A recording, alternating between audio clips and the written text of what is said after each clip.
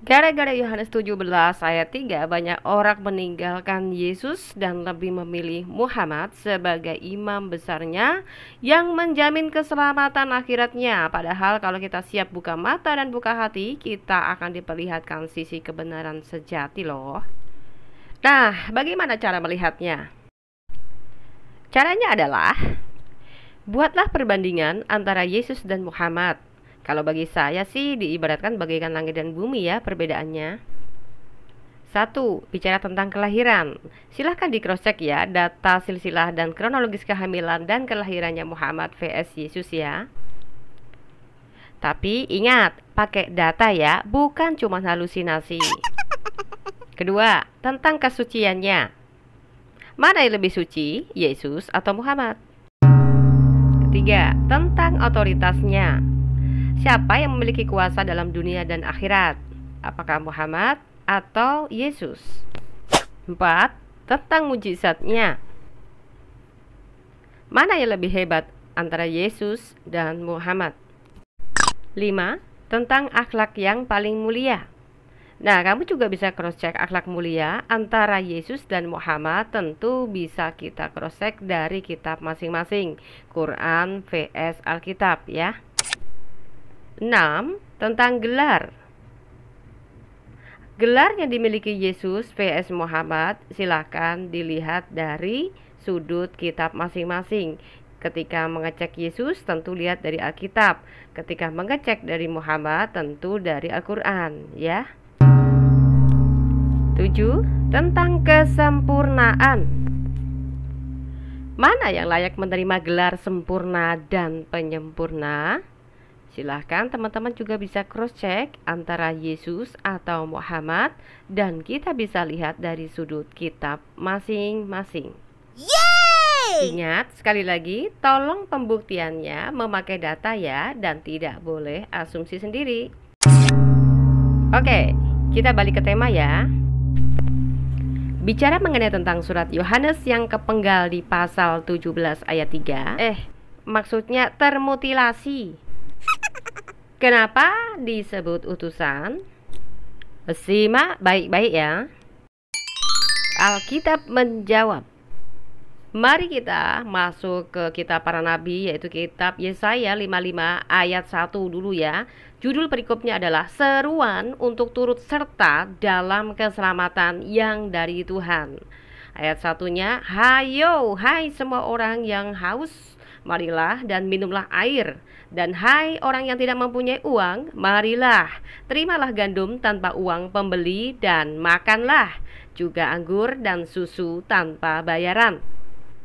Nah, seruan untuk turut serta dalam keselamatan yang dari Tuhan ini adalah salah satu bagian rencana Tuhan dari kitab para nabi untuk mencatat dan menubuatkannya sehingga masuklah di dalam cerita perjanjian baru, yaitu penggenapan tentang kedatangannya Sang Juru Selamat yang akan menyelamatkan manusia. Nah, kalau konsep seperti ini di dalam Islam jelas tidak ada ya, makanya ngeblunder dan juga salah paham melulu. Nah, kenapa Tuhannya Abraham, Ishak dan Yakub bicara tentang keselamatan akhirat? Karena akhiratlah kehidupan manusia yang sesungguhnya. Oleh sebab itu, yang dibutuhkan manusia adalah keselamatan akhirat kita, karena itu adalah bagian yang terpentingnya. Maka, terimalah keselamatan yang diberikan oleh Tuhannya Abraham, Ishak dan Yakub sebagai Tuhan dan Juru Selamatmu. Yesaya 43 ayat 11. Akulah Tuhan dan tidak ada juru selamat selain daripadaku. Yesaya 43 ayat 12. Akulah yang memberitahukan, menyelamatkan dan mengabarkan, dan bukanlah Allah asing yang ada di antaramu. Kamulah saksi-saksiku, demikianlah firman Tuhan, dan akulah Elohim. Beda lagi cuy. Nah, sekarang pertanyaannya. 1. Apakah dalam Islam Allahnya juga menjadi juru selamat? 2. Apakah Allahnya umat Islam juga bisa menebus dosa manusia dengan memberitahukan, mengabarkan, dan juga menyelamatkan? Nah, jika Allahnya umat Islam bukan Tuhan Juru Selamat dan tidak pernah memberitahukan dan menyelamatkan manusia, apakah bisa disebut sama dengan Allahnya Abraham, Ishak, dan Yakub? Logikanya, kalau ternyata Allah yang disembah umat Islam dengan Allahnya Abraham, Ishak, dan Yakub itu berbeda oknum, berarti klaim Islam yang menyempurnakan Taurat dan Injil gugur dong. Makanya saran saya, jangan lagi memaksakan pemahaman ajaran Allah Mekah yang disembah umat Islam dengan ajaran Tuhannya Abraham, Ishak, dan Yakub ya. Agar ketika kamu meninggal, kamu tidak lagi penasaran terus jadi ocong dan unti deh. Oke, kita balik ke laptop. Jika saudaraku Kristen yang percaya kemudian mualaf karena ayat Injil Yohanes 17 ayat 3, maka saran saya percaya juga dengan ayat-ayat ajaib lainnya yang memberitahukan terlebih dahulu bagaimana nasib orang yang murtad meninggalkan Yesus. Maaf ya, bukan saya yang mengatakannya, tapi Yesus yang berkata di dalam Alkitab saya yang juga Anda comot. 1 Timotius 4 ayat 1. Tetapi Roh dengan tegas mengatakan bahwa di waktu-waktu kemudian ada orang yang akan murtad lalu mengikuti roh-roh penyesat dan ajaran setan-setan. Serem. 1 Timotius 4 ayat 2. Oleh tipu daya pendusta-pendusta yang hati nuraninya memakai cap mereka. Penyesat adalah si pencuri kemuliaan Tuhan yang membelokkan jalan kebenaran dan diarahkan pada jalan yang tidak memiliki kepastian. Sedang pendusta adalah pernyataan yang diada-adakan tanpa melalui para saksi-saksi dan jejak peristiwanya. Jadi, antara para saksi harus disertai bukti atau jejak peristiwanya ya.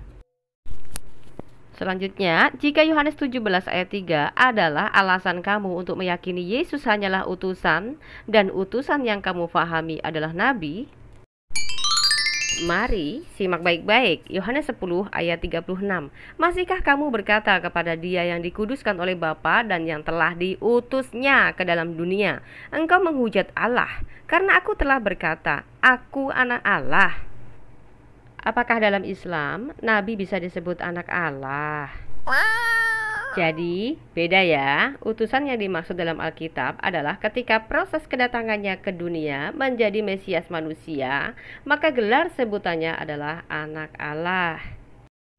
Jadi, utusan yang dimaksud di sini bukan semacam Jibril yang terbang dari langit bawa buku cetakan atau kitab yang ujuk-ujuk sudah ada tulisannya. Tetapi proses kedatangannya itu unik dan berbeda dari kelahirannya Muhammad nabimu. Tapi firman itu datang melalui rahim perawan suci Maria yang dijelaskan dalam Yohanes 1 ayat 14 tanpa melalui proses pembuahan antara Romeo dan Juliet. Firman itu menjadi manusia, bukan kitab yang jatuh gedebuk dari langit menjadi buku. Tetapi setiap perkataan Yesus itu adalah firman yang diperuntukkan untuk umat manusia melalui para rasul pilihannya. Jadi bukan ujuk-ujuk jatuh dari langit dari kitab gitu ya. Maka jadilah kitab Injil yang masih kita baca sampai sekarang, yang disebarkan ke seluruh dunia sesuai bahasa kita masing-masing supaya kita mudah memahaminya. Tapi kata Quran sih, ketika Al-Quran diberikan pada manusia dengan bahasa Arab akan memudahkan umatnya untuk paham. Bener gak sih? Sesungguhnya kami menjadikan Al-Quran dalam bahasa Arab supaya kamu memahaminya. Ini dalam Quran Surat Al-Zukhruf ayat 3 ya. Pertanyaannya, apakah kitab Quran yang diklaim sebagai kitab penyempurna dari lauh mahfuznya sudah berhuruf Latin Arab? Dan apakah bahasa dan logatnya juga sudah Arab? Nah, jika benar bahwa bahasa Arab menyesuaikan bahasa kaumnya, kenapa pula harus ditafsir oleh para penafsir dengan tafsiran yang berbeda-beda pula? Katanya Al-Quran itu penjelasan yang sempurna. Kok penganutnya malah kurang percaya? Mari kita baca Quran Surat 14 ayat 52 bagian A ya. Al-Quran ini adalah penjelasan yang sempurna bagi manusia, tuh kan? Makanya ya, kalau kamu yang keluar dari ajaran Yesus menuju ke ajaran Muhammad, jangan cuma Yohanes 17 ayat 3 saja dong yang menguatkan kamu bahwa Yesus hanya sekedar utusan seperti halnya Muhammad. Tapi selidiki terlebih dahulu kitab yang mau kamu anut. Jangan sampai cuma punya modal pengaruh omongan orang, kamu menggugat satu ayat untuk kamu jadikan alasan meninggalkan Yesus. Padahal fakta dan data antara Yesus dan Muhammad belum kamu uji. Kecuali kamu beriman tanpa disertai akal sehat sih wajar-wajar saja, sami nawato. Nah ya. Next, balik ke topik ya. Apa alasan Tuhan harus datang ke dunia menjadi manusia dengan proses pengutusan firman-Nya ke dunia? Yesaya 55 ayat 11, demikianlah firmanku yang keluar dari mulutku, ia tidak akan kembali kepadaku dengan sia-sia, tetapi ia akan melaksanakan apa yang ku kehendaki dan akan berhasil dalam apa yang kusuruhkan kepadanya. Dalam konsep pemahaman Islam, tidak ada cerita firman bisa diutus dan taat atas kehendaknya. Makanya agak lucu aja kalau tadinya katanya Kristen tapi sampai tidak bisa membedakan Al-Quran dan Alkitab. Kan jelas-jelas pemahamannya beda cuy. Ente terjun bebas, tiba-tiba ngaku dapat hidayah tapi tidak melalui proses studi banding dulu. Ya, akhirnya ya imani sajalah, gak usah banyak tanya. Yang penting jadi mayoritas, kan enak, dapat puji-pujian, gak dapat intimidasi dan ancaman. Enak toh? Makanya kebanyakan narasi dan argumen para mu'alaf itu terkesan receh walaupun gelarnya muluk-muluk sekalipun, bikin ketawa aja gitu. Oke, next. Lalu kemudian apa alasan Tuhan harus mengutus dirinya melalui proses firman yang menjadi manusia? Jawabannya adalah karena Tuhan kita tegas bahwa upah dosa adalah maut. Itu sebabnya usia manusia terbatas dan upahnya adalah kematian kekal. 1 Korintus 15 ayat 42, demikianlah pula halnya dengan kebangkitan orang mati, ditaburkan dalam kebinasaan, dibangkitkan dalam ketidakbinasaan. 1 Korintus 15 ayat 44, yang ditaburkan adalah tubuh alamiah, yang dibangkitkan adalah tubuh rohaniah. Jika ada tubuh alamiah, maka ada pula tubuh rohaniah. Kolose 2 ayat 12, karena dengan dia kamu dikuburkan dalam baptisan dan di dalam dia kamu turut dibangkitkan juga oleh kepercayaanmu kepada kerja kuasa Allah yang telah membangkitkan dia dari orang mati. Jadi iman Kristen bukan masalah tentang percaya dan tidak percaya tentang hari kiamat, tetapi yang difokuskan adalah bagian tentang kerajaan atau kehidupan di dalam sorgawi. Itu sebabnya kerajaan dan pemerintahan yang ditawarkan Yesus bukan dari dunia ini. Makanya bagi yang masih hidup, jangan terlena oleh tipu daya iblis yang akan membawa kamu pada kematian yang kekal. Lukas 21 ayat 34, jagalah dirimu supaya hatimu jangan syarat oleh pesta pora dan kemabukan serta kepentingan-kepentingan duniawi, dan supaya hari Tuhan jangan dengan tiba-tiba jatuh ke atas dirimu seperti suatu jerat.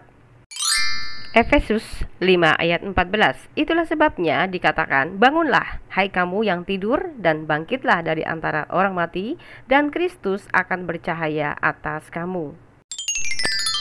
Efesus 5 ayat 15, karena itu perhatikanlah dengan sesama bagaimana kamu hidup, janganlah seperti orang bebal tetapi seperti orang arif. Efesus 5 ayat 16, dan pergunakanlah waktu yang ada karena hari-hari ini adalah jahat.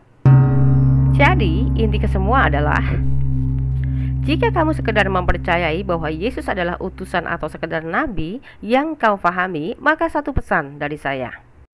Quran Surat Al-Maidah ayat 31, burung gagak pun harus punya gelar nabi. Salam waras, Tuhan Yesus memberkati.